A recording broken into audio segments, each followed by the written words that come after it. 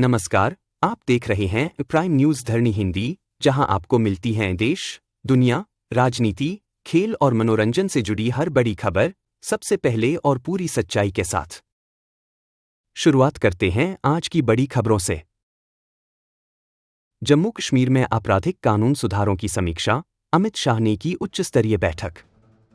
केंद्रीय गृह मंत्री अमित शाह ने जम्मू कश्मीर में नए आपराधिक कानूनों के कार्यान्वयन की समीक्षा की। इस बैठक में मुख्यमंत्री उमर अब्दुल्ला, उपराज्यपाल मनोज सिन्हा और अन्य शीर्ष अधिकारी शामिल हुए।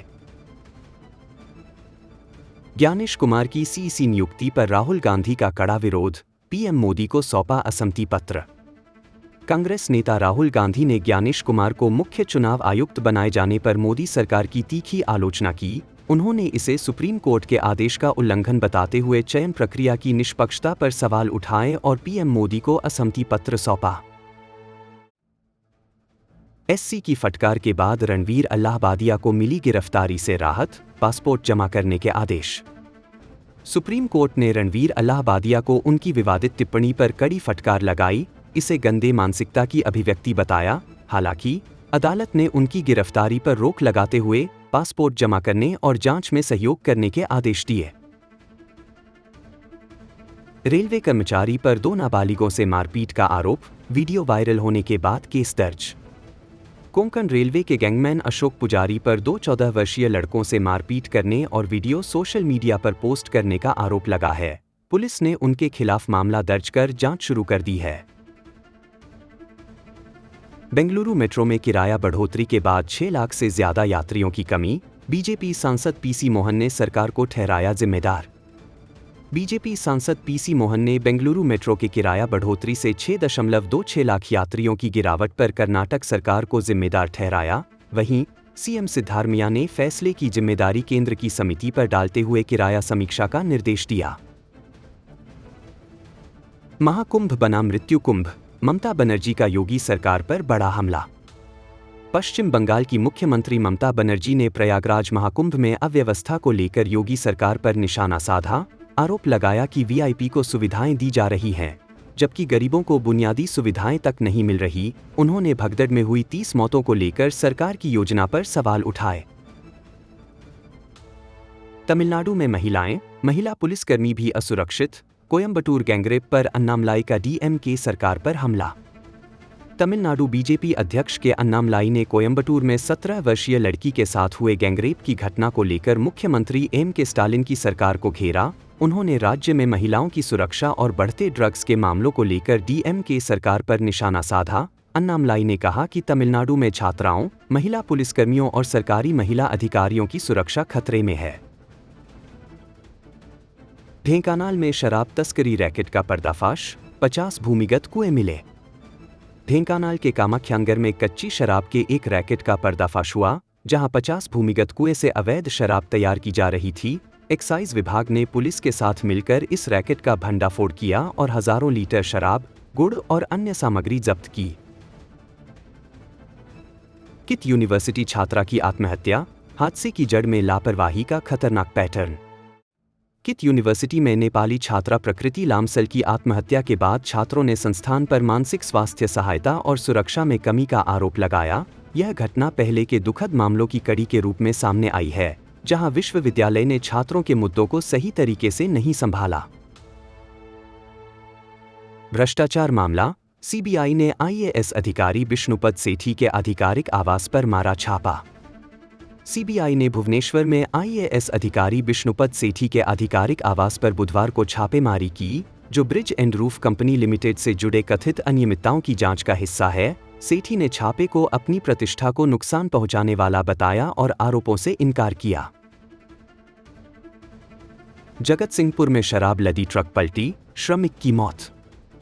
ओडिशा के जगतसिंहपुर जिले में शराब से भरी एक ट्रक पलटने से एक श्रमिक की मौत हो गई और चालक घायल हो गया।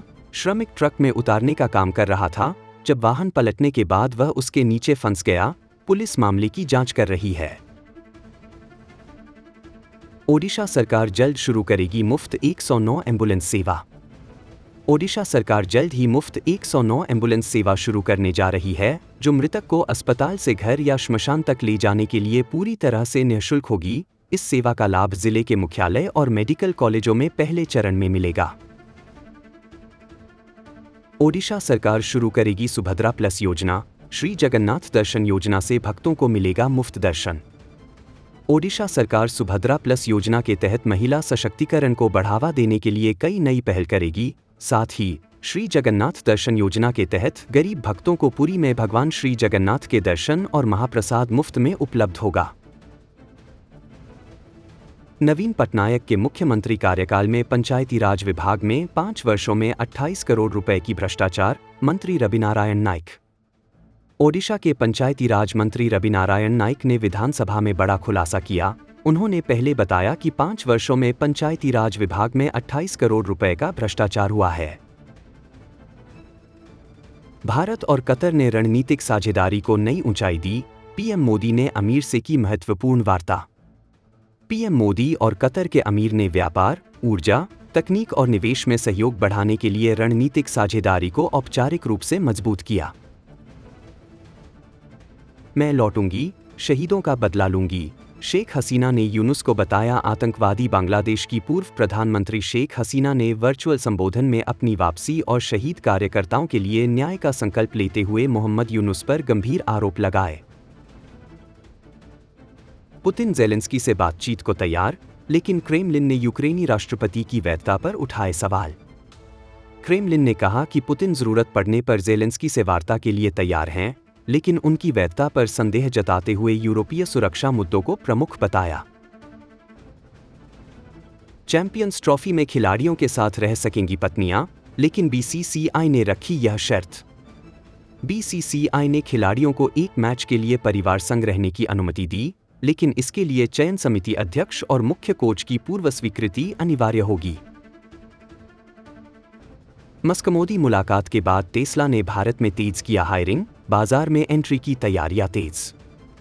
टेस्ला ने मुंबई में शोरूम खोलने और ऑपरेशंस टीम के लिए नई भर्तियां शुरू की, जिससे भारत में इलेक्ट्रिक वाहन बाजार में उसकी एंट्री को लेकर उत्सुकता बढ़ गई है।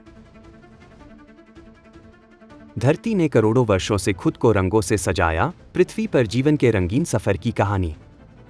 धरती कभी म्यूट ब्राउन और हरे रंगों की दुनिया थी, लेकिन समय के साथ इसमें रंगों की अद्भुत विविधता आई।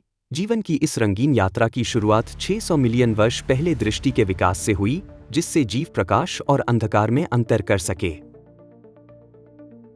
आज की खबरों में बस इतना ही। जुड़े रहे प्राइम न्यूज़ धरनी हिंदी के साथ। अगर वीडियो पसंद आया हो तो लाइक करें, शेयर करें और चैनल को सब्सक्राइब करना न भूलें। धन्यवाद।